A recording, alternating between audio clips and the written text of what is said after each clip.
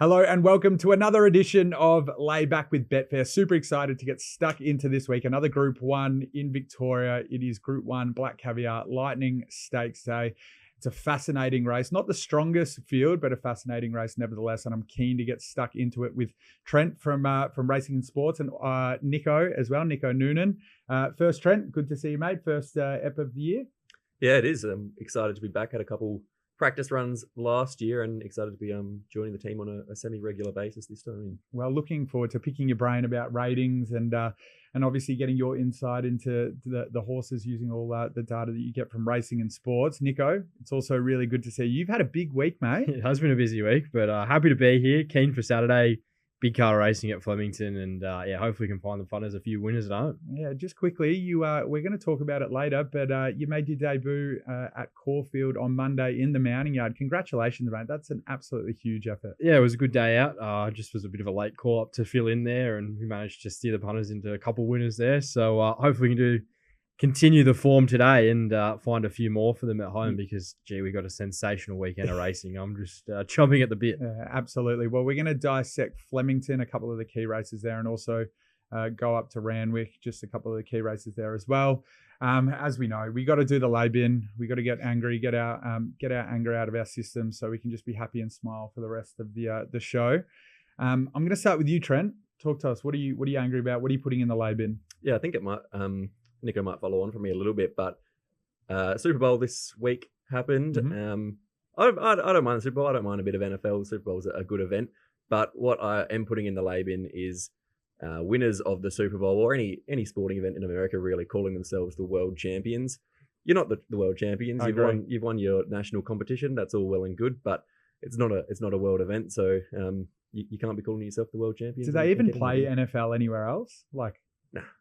They're trying to put it in the Olympics, I reckon. Give me a spell, honestly. I don't think they do, yeah. Like an interesting question would be, what's a more global sport, AFL or NFL?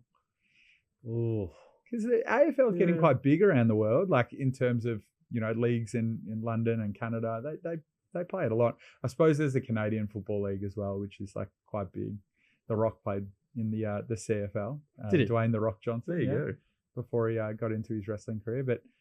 Well, I'll follow on to you, Nico. What do you reckon? Yeah, I'm putting the Super Bowl in there as well. The most boring sporting event there was on Monday. Like, what a game. Like, the one team just complete runaway. It was like watching that grand final where Geelong just smashed Sydney. Yeah. Like, it was just like a non-event. So, halftime show, I thought that was pretty good with Kendrick, but the rest of it can get the bin for mine. They got a lift next year for those. I completely agree. The Super Bowl absolutely goes into the lay bin for me. I love that we're all on the same page early. It is so boring. NFL just stops so much. And apologies, but I feel like you either love NFL or you don't like it or have no care for it whatsoever. But I found that the marketing and the promo for the Super Bowl this year felt like it was bigger than ever. I'll tell you one thing they always get right, and one thing I do love, so I thank the NFL for, is that the halftime Super Bowl shows are so good. And Kendrick, has been all over my TikTok feed. He delivered. Yeah, absolutely. Serena Williams also was so iconic doing a crip walk. Maybe we'll get Nico after doing a bit of a crip walk. I don't know about that. Chuck it on my dance moves and be seen anywhere.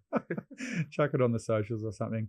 No, it's good we're all on the same page. Let's hopefully we're all on the same page with some of our selections. We're going to go Flemington, as I said earlier, Black Caviar Lightning Stakes Day. Obviously, rest in peace to the legend Black Caviar. It's going to be the first meeting run with her obviously being passed away. So looking forward to seeing some, remembering her on Saturday as we always do. But I think it's just going to... Where do we rank her? I think she's the best horse I've ever seen. I'd put her above Winks. Oh, what do you reckon, Trent? Yeah, my opinion is divided, but Racing and Sports makes Black Caviar 136, which is the best performance ever in Australia, and Winks 134. So towing the company line, Black Caviar just edges Winks. Yeah, there we go. I love the conversation. I'll let you guys be the experts there. I'm more in the emotional side. I just love what those horses do for the game. So they're all in my legendary status book anyway. We're going to get a good 4 at Flemington. The rail's going to be true. it's just a weird couple of days of weather. I think Trent and I were talking prior to the show. I thought it was going to be a lot more rain coming tomorrow. It's obviously Laneway Festival as well at Flemington, which I'm not sure whether you guys know about. Charlie XCX is going to be headlining there. So it's going to be a big weekend for the VRC. But yeah, obviously a bit of rain around on Friday, Saturday. What are the sort of track expectations, guys? Do you read into that stuff a lot? Oh, I think you have to a little bit. I think the wind's going to have the most impactful part in terms of the weather. Like there is a bit of a breeze predicted that could favour the on-pace runners. So that has to be sort of factored in to doing your form and then obviously adjust come race day. But this track, like, it's had a perfect preparation really for this sort of meeting. A little bit of rain coming in. They just don't have to put as much irrigation on. So no, I think it'll be probably good 4, maybe a soft 5 at worst. That's how I sort of did the meeting. And yeah, I think the wind's going to play a big impact on the day. But in terms of the track, it should be pretty much perfect, I would have thought. Track or conditions going to influence many of your bets, Trent? No, not really. I don't really get too bogged down in those kinds of things, especially when you're betting late on Betfair. I think the market kind of just takes care of itself with those aspects, and I just focus on my form and the ratings and what they say and let that stuff kind of work itself out in the background. So yeah, we'll just see how it all plays out. 100%. All right. Well, the first race we're going to talk about is the Francis Tressady Stakes over 1,400 meters. A couple of great horses have won this. I love Dana Visto, was a back-to-back winner. Typhoon Tracy as well. Let's talk about the speed. I think we're going to talk about Fantify a fair bit. Obviously, Michael Hickbott has brought over Fantify and Todd Panel from South Australia. And obviously, Fantify is no stranger to coming to Melbourne. Has had 8 starts in South Australia and 5 starts in Victoria, including 3 wins. So has a pretty good record. How do you see, or how do you think they'll race, Nico? Well, I think she probably controls the race from barrier 2. She led last start over 1,200, so she strikes a 1,400 meter race here, which doesn't have a lot of speed. You think she's probably a leader from maybe Road to Arataki. I thought might push forward. Move Rose was close last start. Thought from 9 she may be able to get onto the back of Road to Arataki. Flying Fizz Capricorn Star may not have the class, but I think they probably look to chance their arm, be somewhere forward in midfield.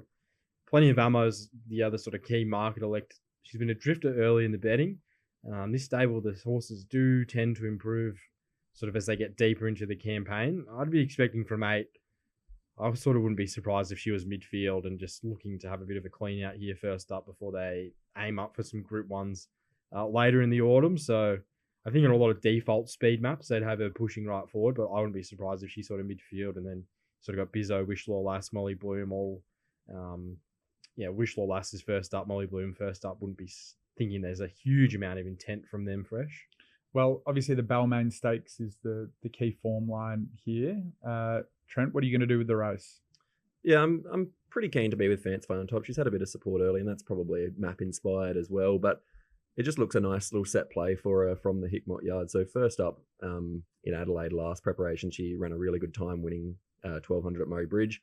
Ran a new career peak rating with Racing Sports, 106 there, and then ran on Melbourne Cup Day, improved again, led from the front. Did have conditions to suit that day. It was favouring on speed runners, but she improved her rating again. That first up run in the Balmain, I thought it showed she was back pretty much in line with what she did first up in Adelaide last time. So if you can forecast her making that similar kind of improvement, it puts her at the top of the betting for sure. So that rating that she ran at Flemington during Cup Week wins pretty much every Francis Tressady for the past 10, 15 years, bar the ones that Anna Visto, like you mentioned earlier, won. So if you take that kind of line that she's already rated up to win something like a typical Tressady, then yeah, she does look the one to beat. Fantify also gave you a nice Flemington winner as well. Yeah, that probably plays into a little bit. It was much does. needed on Cup Week. That was a brutal week, but Fantify was a good winner. So yeah.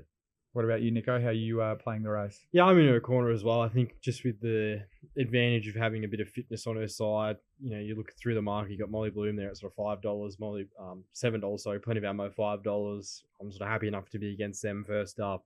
She handled Road to Arataki, Miraval Rose, so all roads lead to her. With the conditions on the day, she may even be more suited. I think the $4 they went up was pretty generous. Now getting into sort of $3.50, I wouldn't be surprised if she starts more like $3.20. $3 come race day with it's everything. A pretty solid firm. That should be in her favour. I think it will just continue. Like the map's just perfect. And they're just, there doesn't seem like there's any other horse here that really has the advantages that she does. So, yeah, I think she can kick off the day with a winner. I loved her Bellman Stakes. It looked like she was kind of headed a little bit, but kicked away. So yeah, there was a fantastic race there, and obviously has a good second up record. I just think the confidence for Michael Hickbott to bring Fancify over for, to Melbourne, first and second start, truly means probably the horse is going quite well, and he wants to take advantage of that. So yeah, probably in Fancify's corner also. Couldn't see anything else really I was too interested in. Give her strength. Yeah. Starting off the day with a bang, hopefully. All aligned again. Let's go to the CS Hayes Stakes over 1,400 metres. It's a Group 3 for 3 old colts and geldings. This is one of my favourite races. I think it's just an underrated race because there's so much great history attached to it. Obviously, the named after the great CS Hayes, but it's just littered with former Group 1 winners. Obviously, Riff Rocket won it last year. Then you got Pinstripes, who's been handy, is a Group 1 winner that sometimes people can forget. Tagaloa, Alligator Blood, Grant, Haydock, like the list goes on. It's obviously the key Oz Guineas lead up. Let's go to you, Nico, with the map. How do you think they'll race? Yeah, there doesn't look a heap of speed in this race. So I sort of thought Railway Man and Feroce could probably dominate the speed. He would maybe stay humble, stay focused, storm ahead. Sapels, they're all drawn well. They may be sort of out of their usual pattern to be right there, but I think they can be. Even Roll Insignia with Willow on, I wouldn't be surprised if he sort of rolls the dice here on the fit horse and puts him near the speed.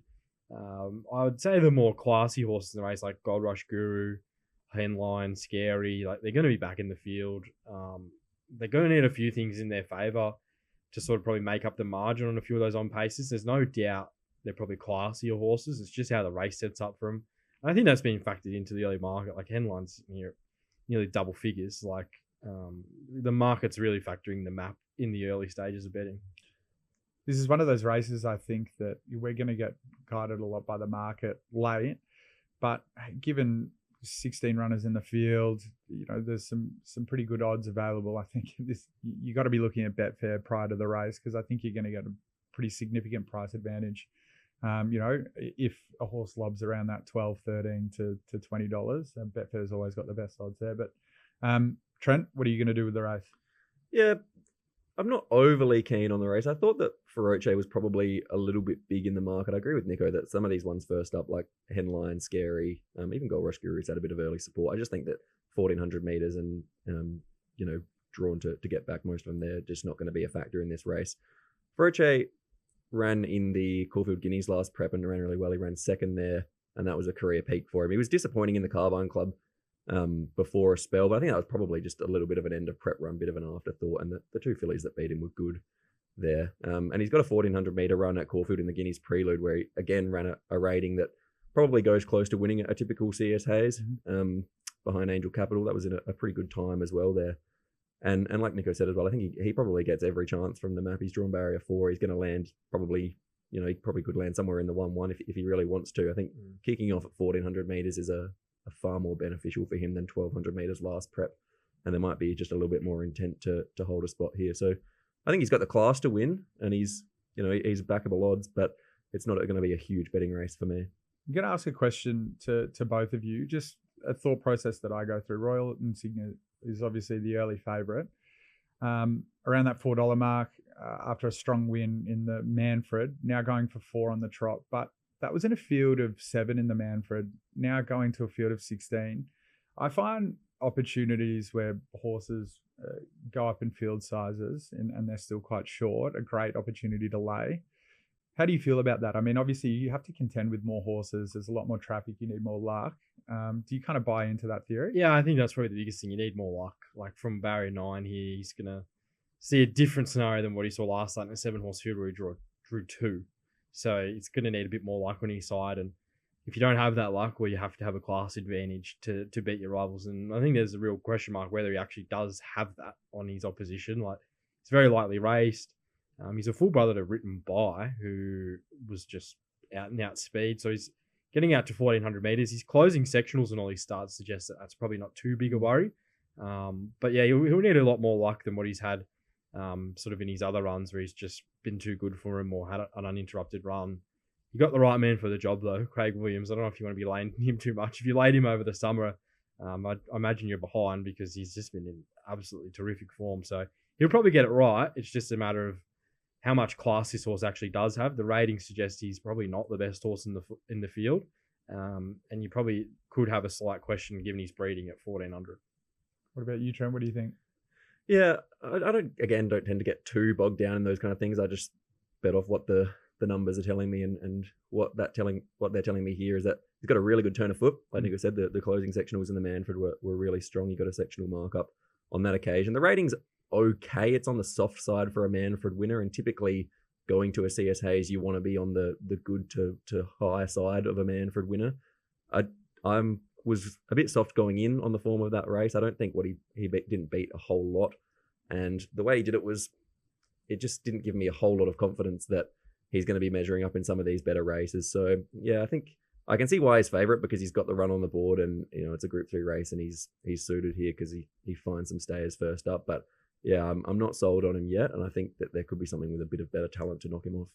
Fair. Well, looking forward to that race as always. Not as strong as probably previous years, but obviously a key lead up to the Oz Guineas. So it's going to be an interesting race. Nevertheless, the big one, the Group 1 Black Caviar Lightning Stakes. Oh, she was an absolute freak, as we said before. She was the only horse to win the race 3 times. Imperatriz won last year from Private Eye and Espiona. You haven't really got humongous names like that in the race this year. Obviously, we got Switzerland Growing Empire, a couple of the bigger names, and the form is coming out of the Coolmore Stakes. Stud Stakes. I found this a fascinating race, not the strongest, but a fascinating race nevertheless to dissect. First, Nico, I'll go to you for the speed. Obviously, down the straight, 1,000 meters. How do you think they'll race? Well, there's a few horses here that are the on-speed brigade that have no chance, let's be honest. Joyful Fortune, Way of the Stars, Philosopher, they like to roll along. I think they're going to set up a pretty strong early tempo. Then you have probably Mornington Glory, I Am Me. They're drawn 9 and 12. They probably look to park in behind that speed. Where does Mizzou sort of get to from 11? I had him going back. Then it's probably the line of 3-year-olds. I think Growing Empire, Switzerland, we saw them in the Coolmore where Growing Empire settled in front of Switzerland on his back. There's a real opportunity for J-Mac to do that again here. Just get on the back of Growing Empire. Traffic Warden settled 3rd in the Coolmore, but a lot of his other runs we've seen him sort of worse than midfield, especially first up last campaign. So I'd expect from 4, he might be ridden a bit more quiet to hit the line.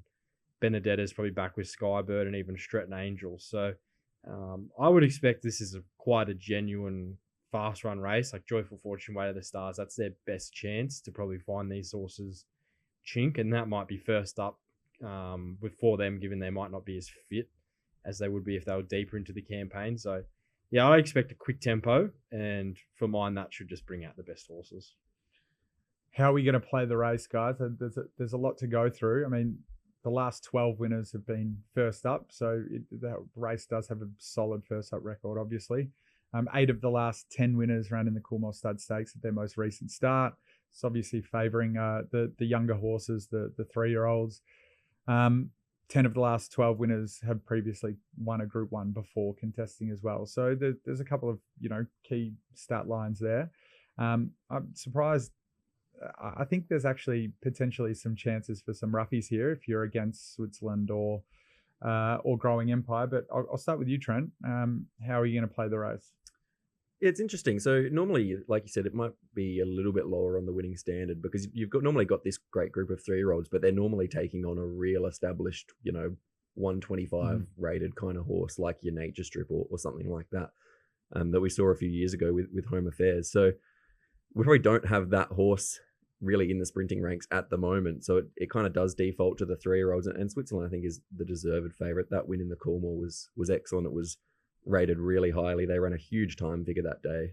One of the better time figures in the Coolmore that I've ever seen. And the rating was rock solid at 125. And there's such an easy blueprint to follow for Waller's Coolmore winners. When he brings Coolmore winners to the Lightning, there's been 4 of them. They've pretty much held their rating from that run on average. And Home Affairs is the obvious one there, who ran 125 in the Coolmore and backed it up in the Lightning on resumption and ran 125 again. So there's no reason to suggest that Switzerland won't be doing something similar. If he does that, I think he'll win. It's just whether all the other 3-year-olds are really the most suited to 1,000 meters, because I think him and Growing Empire are probably a 1,200 meter horses, and Traffic Warden I still think is probably a better miler than a sprinter, but we just haven't seen him get out to that trip really yet. So it'll be interesting to see which one of those 3-year-olds can sprint best, because I think they might have a little bit of a one to catch in I Am Me, who she probably lacks the class just a little bit to win something like this. We've got her rated 119. She's run that a couple of times, including fresh at 1,000 meters. She beat Bella Nipotina first up last campaign, and if she's able to improve even just slightly on that, she's right in the mix, and yeah, she is the one suited at 1,000 meters. I'm sorry, Nico, what do you reckon? Yeah, I'm with Switzerland. I think he's the real deal. I'm just probably happy to, just mark him off what he did last spring, really. He was a pretty good 2-year-old, but I think he really took the next step. That win in the Roman Console was a pretty dominant performance when he found clear air. Same in the Coolmore, where he just, found that easy path into the race, followed Growing Empire. I think he does similar here, and he just exploded. Yeah, he may not be a 1,000 meter horse, but looking back through the honour roll this race, it's a good horse's race. Chautauqua won this race. He wasn't a 1,000 meter horse, but he got the job done. I think we'll see similar on Saturday. I'd be sort of thinking IME's, she's an each way chance. I think it'd be hard to go around all of the 3-year-olds and sort of find something of these older horses. I think some of them are way too short. There's a few 30s, 40 chances here that are probably 201 chances in my book. And of what I saw from Switzerland in the yard, I was really taken by him in the Coolmore on that day. He just looked completely in the zone. It was a pretty similar parade to what we saw from Home Affairs when he won the Coolmore. They just came down here and looked at 110%. He's not that similar in terms of a type. Home Affairs has a lot more sort of size and strength on him, but Switzerland's very athletic. And if he presents in similar order on Saturday to what he did in the Derby day, I think it's probably no betting, to be honest. Does he have to run to that rating, which he ran in the Coolmore to win here? No. Could you forecast him getting back to that? Probably not first up, but he doesn't have to. So that's enough for me. I think he's probably the best bet of the weekend. I'd be pretty surprised if he got beat. I think the only horse that can beat him is Growing Empire, given just he can probably improve as well. He sort of had a few grand finals last campaign. The Manicato, when the blinkers went on, he really improved in the yard from the Poseidon to the Manicato. And then when I saw him on Derby Day, it did look like a horse that was sort of feeling the effects of a long campaign. He wasn't as relaxed. I think the crowd got to him a little bit that day. You could probably make a case he was a little bit over the top. So it's probably not the fairest comparison to say, Switzerland owned him that day, because I think he's a better horse than what we saw on that occasion. Yep. And so is Traffic Warden. He pulled up with AIPH and did start favourite in the Coolmore Stud Stakes. So, what we saw there from Switzerland, his two main rivals that are here again, they were a bit under, not at their best on that occasion, but I think you could forecast Switzerland off those 2 runs in the spring. I would say he has to go back to some sort of that sort of similar level again on Saturday. And he really just could be the best sprinter in Australia off what we saw in that 1,200 meter win down the straight. So J-Max here, he could have stayed in Sydney to ride via Sestino. There's not Jolly Star. He would have been on her as well. He's come down to ride. The 3 trials, there's so much intent here. They did it with Home Affairs. I'm really keen. I think this is a really good bet. Interesting. I'm going to touch on that and maybe play a little bit of a devil's advocate, but I wanted to touch on one of the points that you said around horses you think should be 200 to 1 chances are currently $40 in the market. I agree. There are a couple of them. I'm actually probably not as keen on Switzerland as you are. I know you're the out and out form expert, but I just think there's a couple of vulnerabilities there first up. But touching on the fact that if you think that some of these shorties in the market are going to get beaten, then obviously something at odds is going to get up.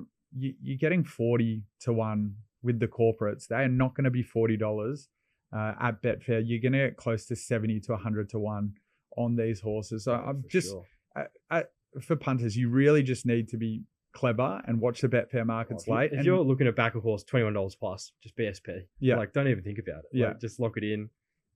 9 times out of 10, it'll be better. Please, you're just doing yourself a disservice. You have to watch the Betfair markets. You'd be so upset, if you were smart enough to say, hey, I reckon one of these shorties will get beat. You back something at 40 to 1, but it's starting $100 at Betfair.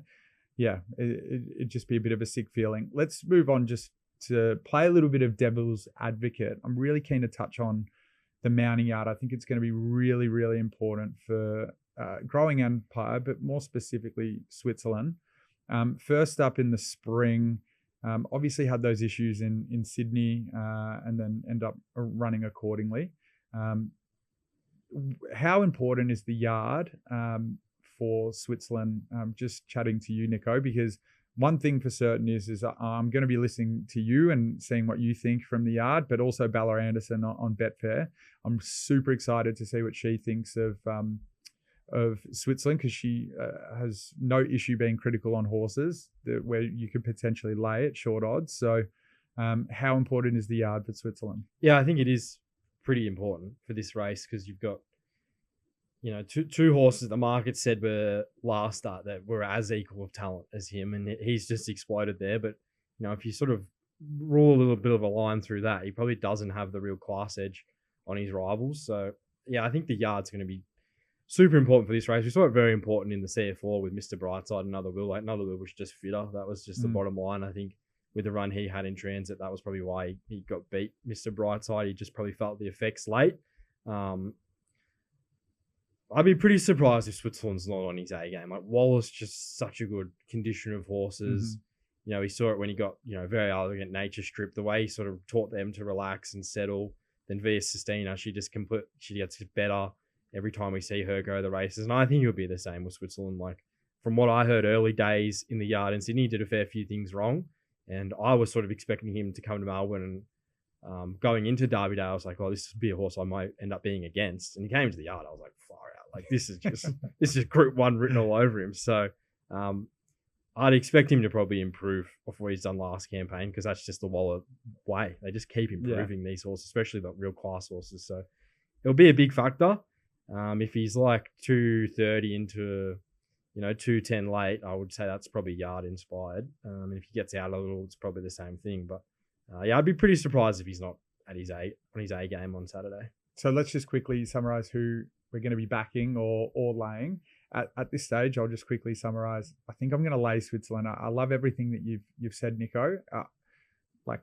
Obviously just so short. I don't think there's any value in backing him, if anything value in laying him, because I think there's some other chances that could get up. And I'm probably looking at IME as a great first up horse. Kieran Mars, obviously. Master Trainer has Growing Empire as well. I'll probably be looking there, but I don't think you're going to get the best price. And look, I'm just going to say it. I hope I'm not embarrassed, but like, just as a roughie, I think you're going to get like almost 100 to 1. Way to the stars. Matt Smith knows how to place his horses. It's a really good first up record coming to Melbourne. So, I think it's worth a couple of dollars there as well. Trent, how are you playing the race? Yeah, I'm pretty similar to the market, to be honest. I wanted to back IME at the early price. She was about double figures. She's in a bit now. I'm just probably going to wait and see what the Betfair market does late. If she's touching sort of $9-10 on the day, I could have something on, just because I think she's potentially the one best set up.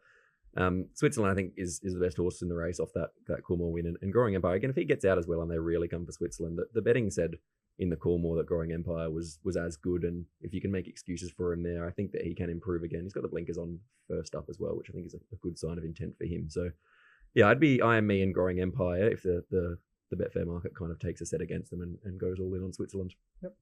Okay. Yeah, it'll be yard for me. I probably won't have a bet until I see the yard, but if Switzerland presents the same as what he did in the Coolmore, I'll take any price. Like, if he's like in that zone, he'll just win. So that'll be what it comes down to for me. So you want to get involved and get that information, just head to Nico's Yard on Twitter, and you can sign up for Saturday. Yep, absolutely, Nico. Bella Anderson, also a yard analyst for Betfair, who both of your comments are going to be invaluable before the yard. Really looking forward to that. Let's take a break now. That was hot and heavy. Really enjoyed that analysis of the Black Caviar Lightning Stakes. We're going to go to the next segment, What Caught My Eye. And we touched on it at the start of the show, but we got to talk to you, Nico, about your racing.com debut. You did mounting yard at Caulfield on Monday, the Super Bowl Metro meeting. A couple of things. One, it looked like an awesome day. It was. There was a really good crowd out there. I think although we sort of sunk the boots into the Super Bowl, I think the initiative of the MRC, there's obviously people that are bigger fans of it than us. They got a good crowd there, and I think they'll just continue to build off that. There was a really good atmosphere at the races. A few of them kicked on for the race day. A few of them caused a little bit of trouble as well, but no, I think as a whole that was a really good start for that initiative from the MRC, and I think it's going to be very successful over the coming years. I think it really could be a spot, for those fans where a lot of them flock to, because big area, you had a great weather. If they get similar in years to come, I could see it being a real big event. Yeah, 100%. Let's talk about, I think it was a bit of a chaotic morning for you because it was a late call up. Talk to us about what you were doing when you got the phone call on Monday morning for the call up to do Mounting Yard Mail on a Metro meeting. Yeah, well, I was planning to go to Caulfield anyway for my subscribers, and then it was about 10:30 or 11. They said someone's not able to do it today, and I was like, oh yeah, I probably should get ready and sort of get my butt into gear and do a few things to make sure I can make it there. So it was just a matter of finding some clothes to sort of whack on and get ready, and then headed out there. I did a bit of form in the car on the way there, sort of looking through the fields, but apart from that, I barely knew like what was in. But I think that probably helped, to be honest, because I didn't really have time to overthink anything. It was just, you just got to comment on what you see, and was able to find a couple of winners. Probably could have gone a little bit better, to be honest. There's a few races in hindsight I look back on and thought, probably could have weaved or sort of zigged when you should have zagged. But no, just grateful for the opportunity from racing.com to get the gig there on Monday, and hopefully there's a few more. Yeah, 100%. And look, form is an interesting thing for someone in your position, because you're looking to analyze the mounting yard. So you just need to talk about what's seen in front of you. But, when you're on a broadcast, you do need to pad a lot and take up time. So that's when knowing that extra form, being able to talk about horses to take up time is really important. Yeah. And I just think you did an absolutely magnificent job. Well done. Thanks, Carl. I think you have, you've just had a remarkable story. And I'll ask one more question. In terms of starting young, helping the old man around with horses, obviously with your brother Trav, you worked at TRP as a cameraman, and, only a few short years later, really, you worked hard on your racing show podcast, and now you're on live television on Australia's probably premium free-to-air broadcast. So it's a pretty incredible rise, isn't it? Yeah, and I think sort of working in a TV background probably helped me a lot.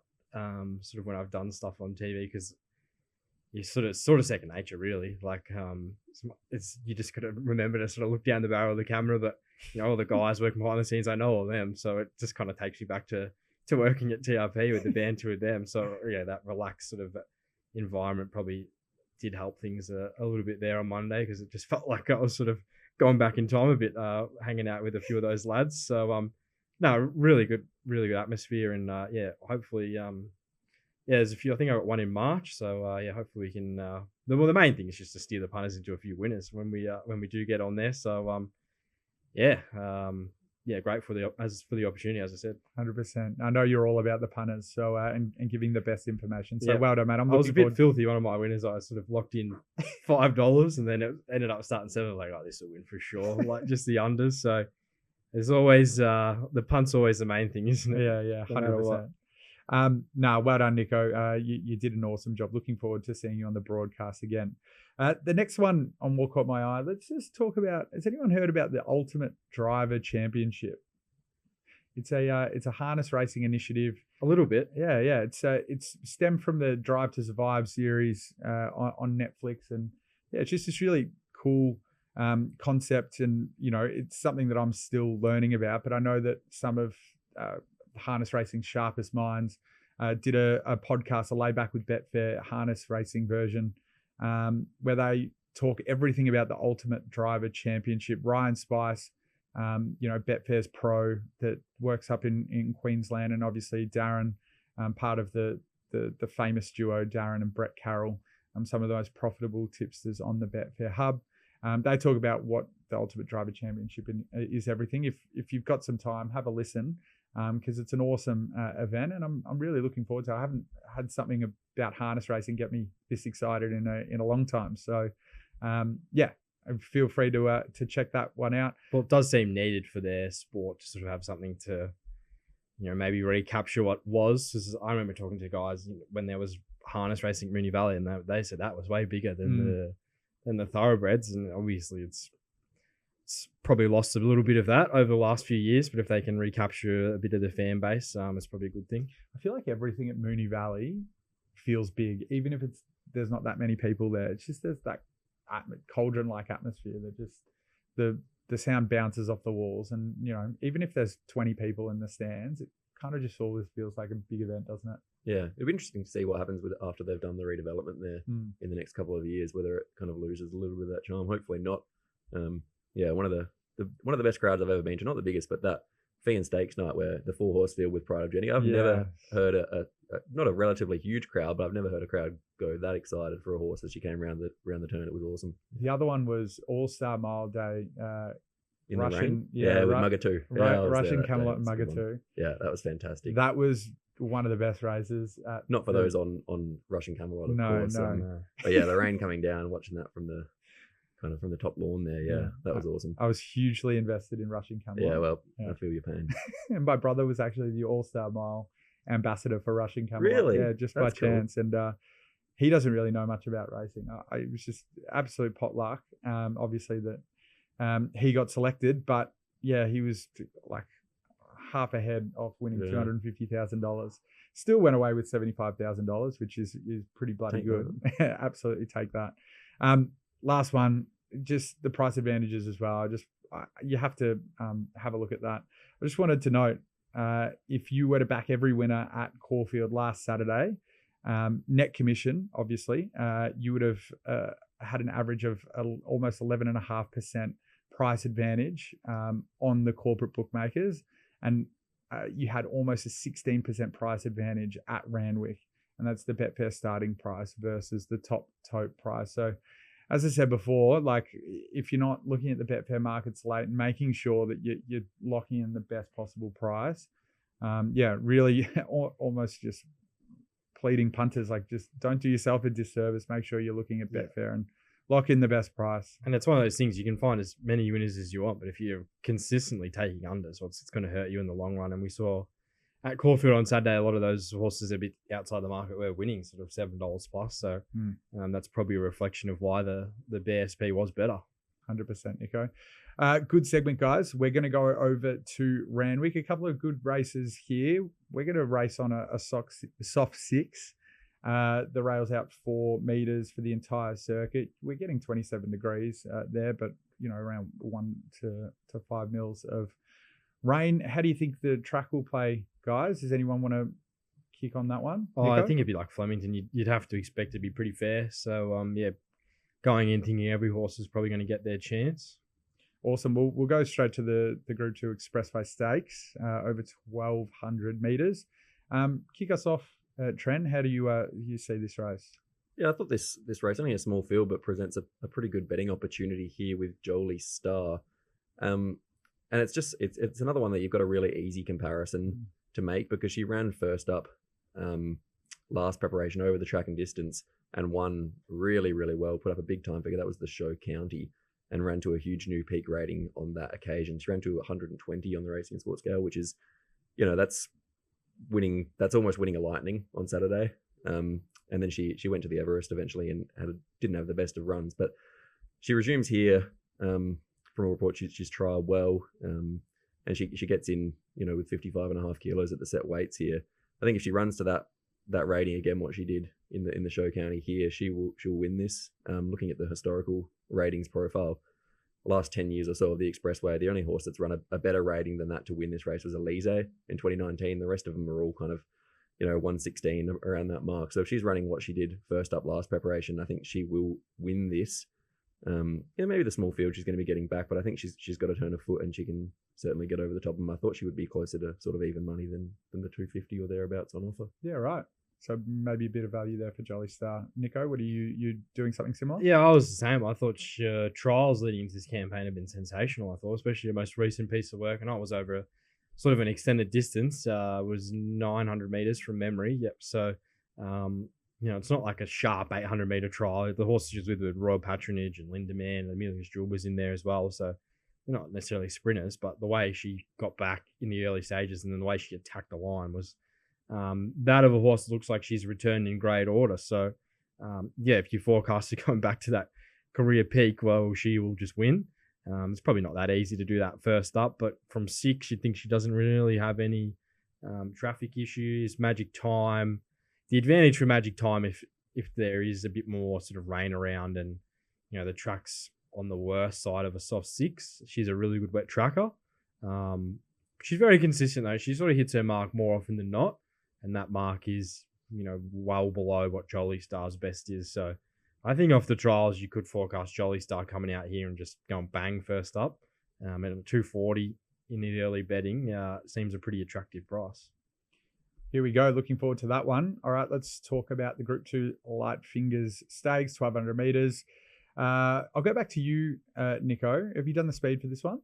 Yeah, it looks like there's going to be sort of a genuine tempo in the Light Fingers. A lot of the time in these early 3-odd fillies races, you do see sort of a few horses at longer odds that have been racing through the summer, and then you'll get the better horses return. But I would sort of expect that Lady of Camelot, of the key marketer, like she's probably the horse that maps best. Manal probably gets a tagging run, and then Lady Shenandoah, a little bit of speed drawn underneath her. She may be able to get on the back of, say, a horse like Lilac in the early stages that can sort of help her be forward to midfield. Your real worry would be if the barrier's open and you're in the back 4 and Lady of Camelot's just sort of parked outside the lead or leading. That would probably be your worry if you're looking to dive in at the short price. But it does seem like there's a genuine tempo here, which she should be able to run over the top, Lady Shenandoah. I think Lady Shenandoah is the better horse and will be going forward. It's just kind of how much you give her first up over 1,200 meters. That win in the flight was really strong. She ran a big rating backed up by big splits. It was kind of fast on fast and put a big gap on them. Lady of Camelot's, she's going to be fitter. She's probably the better sprinter, but I think she has really leveled out. I think she won her slipper, and I don't think she's getting back to that level. She's solid, but yeah, it's just a watch race for me. If one of them got out, maybe you could tempt me the other way, but yeah, just a watch race for me, I think. Well, let's go to the Apollo Stakes, the last one we're going to be covering at Randwick. This is such a great race, won by some awesome horses. Fangirl last year, Animo, Think It Over, Collet, Elise, Winks, obviously a few times there, actually a 3-timer. An amazing race and a good first up race to be able to see these stars come back, usually on track for a Queen Elizabeth later in the autumn campaign. How do you see the speed in this one, Nico? No, there's no speed here. Maybe Lindemann leads with Golden Path. Seawolf was right there in a trial. Maybe they sort of see that is his advantage here fresh if they want to roll forward and get in front of Fangirl and Visa Stereo in the run. But you'd think he's sort of just set for the Queen Elizabeth and those kind of races. So they're a fair way down the track. So, I'd be expecting a low pressure race, which you'd think Trent would only sort of suit Via Sistina and Fangirl, given they probably got the best turns of foot. Yeah, I think. Well, there's no doubt, obviously, that Via Sistina is the best horse in the race. The win in the Cox Plate was one of the best performances I've ever seen. She ran a world-class figure that day and just a ridiculously fast time figure on the day. It was, it was as good as some of Winks' performances that she's ever run.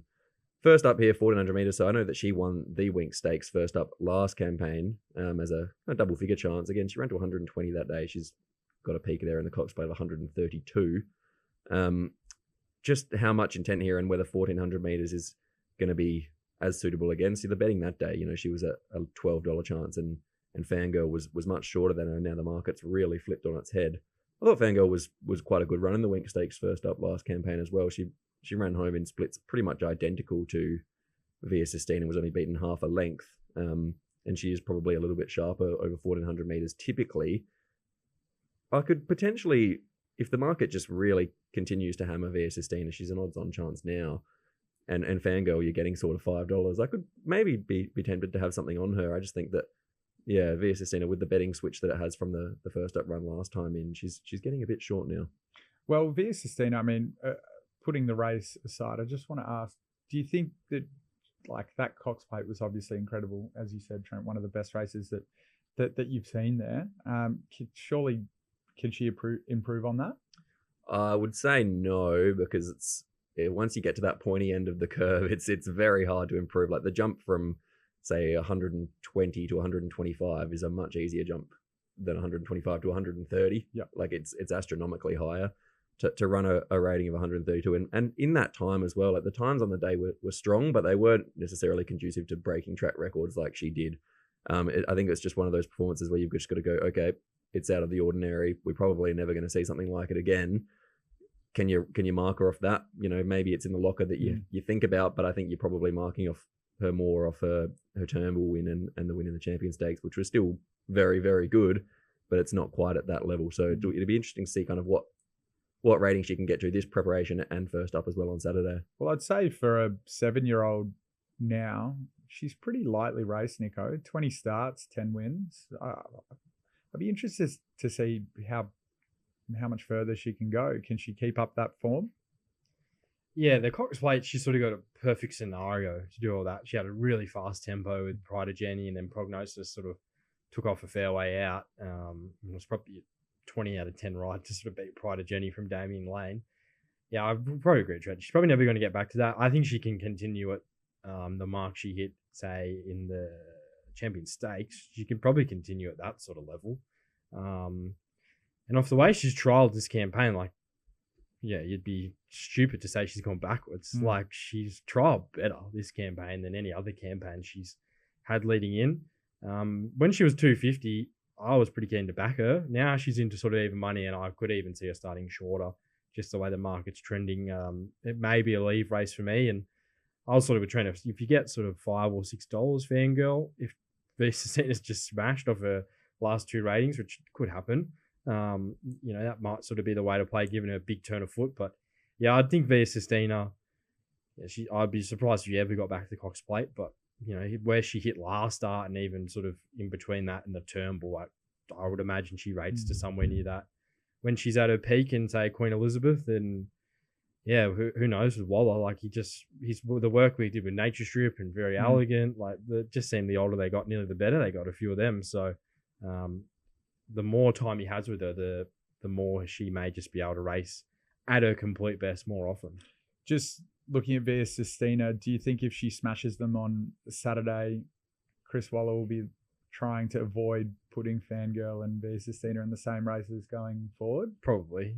There's been a bit of talk Fangirl's coming down for the All-Star Mile, which would be a pretty good race for her. It's at Flemington this year, I'm pretty sure. So, I wouldn't be surprised if they do not sort of clash even after this run, if she comes straight down to Melbourne for that.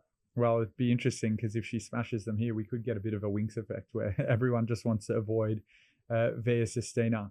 Well done, guys. That's all the Randwick races we're going to go through. We're going to go to our brand new segment, the Hamburger Club, which last week didn't go too bad. I laid Mr. Brightside, went big there, and who did I back? Stepati, who ended up coming third. So almost got there. I wanted one of the Hall of Fame hamburgers, but obviously, if you don't know what the hamburger is, it's if you get the hamburger with the lot, you're backing one in a race and winning that bet, and laying in the same race and also winning that bet. So basically, ordering the hamburger with the lot there. So I think I've said it earlier, I'm going to be laying Switzerland in the Black Caviar Lightning Stakes, and I'm going to be backing I Am Me in that one. I tried to choose between Growing Empire and I Am Me, and I think just because I Am Me's, you're probably going to get double digits on the day, I'm going to go there, and that's going to be at BSP. Trent, what are you doing? Yeah, my hamburger will be in the Expressway at Randwick. I think Jolly Star, it does look a little bit of a 2-horse race with those class mares, Jolly Star and Magic Time, but I think Jolly Star is much better suited at 1,200 metres. She's got the ratings from last preparation that win this almost every run in the last 15, 20 years. Magic Time's a really good horse. I've got a lot of time for her, but I think her 1,400 metre ratings are a length or two clear of what she's done at 1,200 metres, and I think she'd need a run, close to a new career peak for 1,200 metres for her to be winning. So I think the gap is too tight for those. So backing Jolly Star, laying Magic Time in the Expressway. Nico, your hamburger? Switzerland, he'll be my my back. I'm going to lay Traffic Warden. I just think he's going to be a much better horse at 1,200 in a new market, even 1,400 in time. So that'll be me in the Lightning, Switzerland the back, and Traffic Warden the lay. You and I going against each other, Nico. We'll see what happens there. Maybe we can have a lunch on it or something. Side wager. All right. What about best bets, guys? What are your best bets for the weekend, Trent? Yeah, one race that we didn't touch on. I do like Jolly Star in the Expressway, but one race we didn't touch on is race 9 at Flemington, the Desirable Stakes. Open field, but I think the Kiwi horses might have a bit to say in this. The main one is Captured by Lover, Tialka horse for Mark Walker. Blake Shin rides. Ran first up at Ellerslie in the Railway Stakes, 1,200 metres, a slowly run race. She got back. The splits there were fine. It was a bunch finish. She finished 7th, but she was well in the market. The market had her running to a pretty high rating against some 3-year-olds in New Zealand. I think are really holding up. Historically they're quite a strong bunch compared to previous years, and I think the ratings that she's been running kind of last time in, they win a typical Desirable Stakes, and I think the horses that she's up against, the locals, have a bit to prove. So yeah, I think she can improve off that first up run. 1,200 metres was always going to be a bit short for her, but draws barrier 2 with Blake Shin on board. She'll be much closer in the run, and I think that New Zealand form will hold up well here. So Captured of Love will be one of my best bets at Flemington. Love it, Trent. Nico, what are your best bets for the weekend? I'm going to stay at Flemington. Switzerland, I'm going to make my best of the weekend. I think he'll be very hard to beat in the Lightning. I like Fancify early in the card. I think she's probably the best setup horse on the day. She might not have a necessarily class edge on her rivals. I think Plenty of Ammo is probably a better horse, but I think Fancify just has everything in her favour to get the job done in race 3, and a value chance for the card I thought for Rose with good value in the CSAs. Absolutely love it, guys. It's been an awesome show. Just want to remind everyone, the guys' tips are going to be in the Betfair app. Obviously, we're recording the show on Thursday. Things change, scratchings and the like, market moves, but their final selections will be up. So just make sure you follow Trent and Nico in the Betfair app and set your notifications on, and you're going to get their latest tips ahead of Saturday. Huge meeting. Well done, guys. Really appreciate you jumping on. Looking forward to having you, Trent, on more episodes this year, and Nico, well done again on Monday, debuting at Caulfield. Looking forward to seeing you again. But that's all the time that we've got for this week. We'll see you next week on Layback with Betfair. You win some, you lose more. For free and confidential support, call the number on the screen or visit the website.